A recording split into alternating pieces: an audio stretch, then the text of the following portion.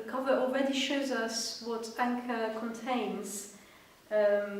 Around the big anchor at the front, there are 4 pictures of different events of the life of Christ, which correspond to the 4 parts of an anchor session. We start with the picture of the cross, which corresponds to the part on professing the faith.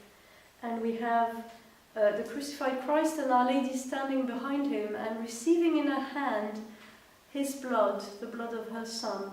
And we too receive from Christ the faith that we profess and the truth he reveals to us through his church. We all receive this wonderful treasury of our faith.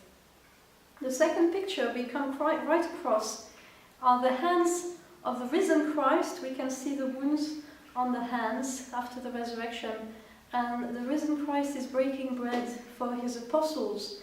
And this picture corresponds to the part on celebrating the sacrament, celebrating the Mass, which is the second part of an anchor session. The whole of the Anchoring You in the Faith resource is structured around the Mass, explaining the Mass step by step.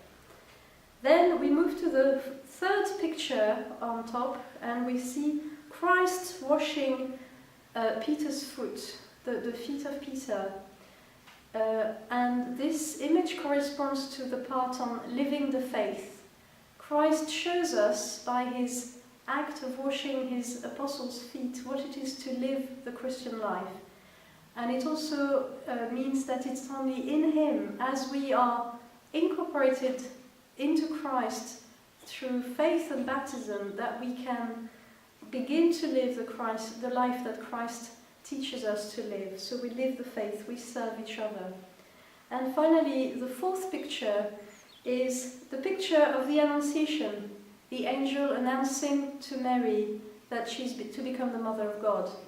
And this picture corresponds to the fourth part of the anchor session, which is praying with the church. And so during this part, all the participants are invited to move into the church and with Mary to become open and receptive to God who comes to us in the secrets of our